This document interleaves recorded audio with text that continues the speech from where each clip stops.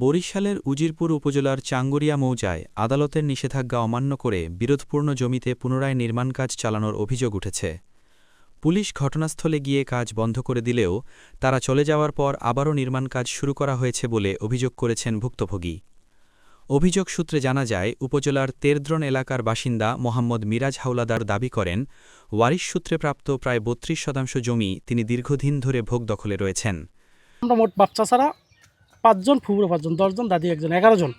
আমাদের ইন্টার জমি আছে চাঙ্গুরিয়া তেরদ্রুন গুঠিয়া মৌজায়। যে জমিগুলো আছে আমরা দীর্ঘদিন ধরে বাইরে ছিলাম, তো বাইরে থাকাকালীন আমার চাচারা আমরা রেকর্ড করতে এই জায়গায় দিছি। উনি কী করছে, যে জায়গাগুলো ভালো প্লেজের জায়গাগুলো আছে ওই জায়গাগুলো ওনার নামে রেকর্ড করাই নিয়ে আসছে। আমি 2022 সালে বাংলাদেশে আসছি, আসার পরে বলছি যে কাকা আপনি কোথার জায়গা কীরকমের কী করছেন। উনি আগে আওয়ামী লীগ করতো, অনেক ওনার প্রভাব, উনি সর্বহারা ছিল। এখন উনি ওনার মেয়ে এখানের মহিলা নেত্রী, গুঠিয়ে ইউনিয়নের মহিলা নেত্রী। তো এই জায়গা থেকে আমাদের এই জায়গা নিয়ে প্রথম শুরু উনি কাজ ধরছে মতো আমরা না করছি, নিষেধ করছি যে কাকা আগে আমরা বসে সবাই মিলে সমাধান করি। তো উনি সমাধানে আসেন। একটা মামলা করছি সিভিল কোর্টে 144, 145। তখন কোর্ট থেকে এখানে নিষেধাজ্ঞা দিয়েছেন। নিষেধাজ্ঞা দেওয়ার পর উনি কাজ বন্ধ রাখছে। তারপরে ওনারা সালিশি বসাইছে, সালিশি একতরফা সালিশি আমরা মানি নাই। তারপরে আমরা সিভিল কোর্টে মামলা করছি। মামলা করার পর আমরা সিভিল কোর্ট থেকে প্রথম অস্থায়ী একটা নিষেধাজ্ঞা দিয়েছে। তখন ওনারা আবার কাজ ধরছে, ওই অস্থায়ী নিষেধাজ্ঞা কাজ বন্ধ করছে। তখন আবার আমরা করছি করার পর স্থায়ী একটা নিষেধাজ্ঞা পাইছি। আমরা নিষেধাজ্ঞা পাওয়ার পর এখানে আমাদের উকিল বলছে আপনারা একটা সাইনবোর্ড লাগাই দেন, কোর্টের উকিলে। তো আমরা সাইনবোর্ড লাগাইছি। ওনারা গত পরশু দিনকে ঝুমুর উনি আমার কাছে গেছে। উনি গেছে মন্তর আমি বলছি যে দেখ আমাদের এখানে একটা স্থায়ী নিষেধাজ্ঞা চলতেছে, তো আমরা স্থায়ী নিষেধাজ্ঞা চলতেছে, সমস্যা নেই, তোমরা এখানে বৈশা ফুবুগো নিয়ে সবাই নিয়ে বৈশা আমরা একটা আলাপ আলোচনা করে সমঝোতায় আসি, তারপর তোমরা কাজ ধরো। সে বলছে না আমি কাজ করবই। তো স্থায়ী নিষেধাজ্ঞা যেখানে কোড অমান্য কইরা আজকে তারা কাজ ধরছে। জমিটি নিয়ে বিবাদী আব্দুল হক হাওলাদার, গুটিয়া ইউনিয়নের 5 নম্বর ওয়ার্ড মহিলা দলের সাধারণ সম্পাদক ঝুমুর বেগম, কামরুল হাওলাদার ও নূরজাহান বেগম সহ অন্যান্যদের সঙ্গে দীর্ঘদিন ধরে বিরোধ চলে আসছে। বিষয়টি বর্তমানে আদালতে বিচারাধীন। দেওয়ানি মামলা নং 40/25। স্বাস্থ্য ভাই আমার কথা সব কিছু করাইলো, এটু করলো। পরে আমরা মাল জিনিস আনছি, কাজ শুরু করছি। কাজ শুরু করার মধ্যে স্বাস্থ্য ভাই আমাকে বিপক্ষে চলে গেছে, আমাকে আর কাজ বন্ধ করাই দিছে, কাজ করতে দেবো না। পরে 2-3 মাস পর খালি ঝামেলা হয়, আমরা ঘর উঠাইতে আসি, ওনারা নিষেধ করে, আমরা উঠাইতে আসি, ওনারা নিষেধ করে। লাস্ট হইলো ওনারা একটা মামলা করছে কোর্টে, আমাকেও একটা কোর্টে মামলা আছে। আমাকে বলতেছে তোমরা কোর্টের মামলা উঠিয়ে আনো, তারপর কাজ করো, তারপর তোমরা কাজ করবা। আর আমরা বলছি ঠিক আছে, তাই আমরা দেখি, ভাবতে ভাবতে দোনো পক্ষে টাকা অন্য লোক খাইতেছে, সালিশি করতেছে ওরা উপকৃত আছে, আমরা ক্ষতি। ওরা টাকা দেয়, নাহলে আমরা টাকা দিই। আমি না সেই যে কাজ করাই, বন্ধ হয়ে যায় কাজ, আবার চালু করাই, লেবার কাজ করে না, আমরা বিল দিচ্ছি। এই অভিযোগটার কারণ হওয়ার, আমার এই জায়গায় 5% আমার জমি আছে, আমার চাচা 5 জন, 5 ভাগ হইব, 1% ওনরা নিবে। ওনরাই আমার জমির বিল্ডিংয়ের কাজ বন্ধ করছে।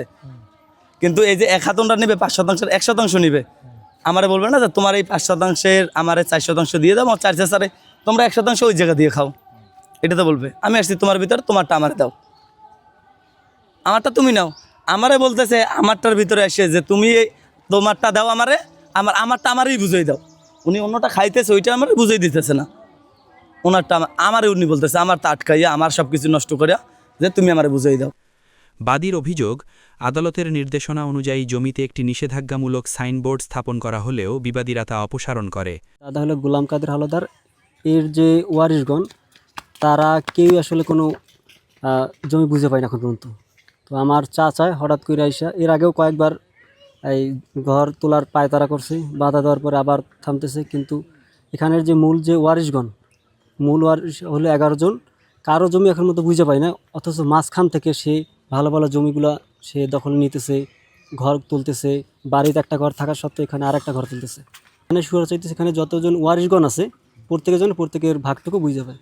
ওনারা এর আগেও 4-5 বার বাধা দেওয়া হয়েছে। থানায় আমাদের অনলাইন জিডি করা আছে।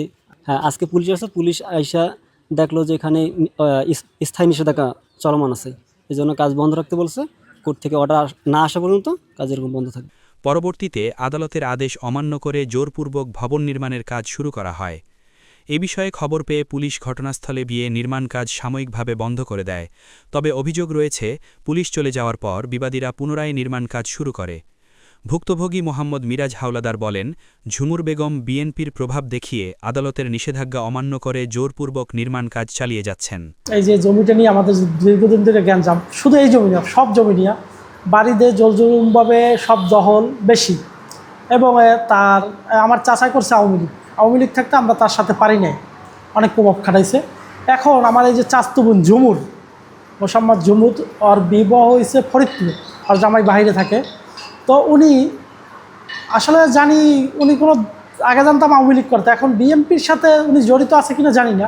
উনি বিএনপির বিভিন্ন প্রভাব খাটাই আমাদের সাথে বিভিন্ন অত্যাচার করতেছে, আমাদের জায়গা জমি নিয়ে করতেছে। এই আজকে আমাদের জায়গা নিয়ে আমাদের 1 বছর ধরে মামলা চলতেছে, যেখানে স্থায়ী নিষেধাজ্ঞা, এই জমির উপর উনি আবার কাজ ধরছে। স্থায়ী নিষেধাজ্ঞার পরেও উনি দলীয় প্রভাব খাটাইয়া উনি কাজ ধরছে। এখন আমি জানি না ওনার কতদূর হাত আছে, আমাদের আসলে এটা জানা নাই, কত উপর লেভেলে হাত আছে আমাদের জানা নাই। তো এর জন্য আমি চাচ্ছি যে আমরা আজকে মিডিয়া আনছি, প্রশাসন আনছি, আমরা চাচ্ছি সঠিক যে এটা আসে, এটা আমরা চাচ্ছি। গত 2 এপ্রিল 2026 সন্ধ্যা আনুমানিক 7টার দিকে বাদী নির্মাণ কাজে বাধা দিলে বিবাদীরা তাকে মারধরের চেষ্টা করে বলে অভিযোগে উল্লেখ করা হয়েছে। এ সময় তার চিৎকারে স্থানীয় লোকজন এগিয়ে এলে পরিস্থিতি নিয়ন্ত্রণে আসে। তবে যাওয়ার সময় বিবাদীরা পুনরায় হুমকি প্রদান করে বলেও অভিযোগ করা হয়েছে।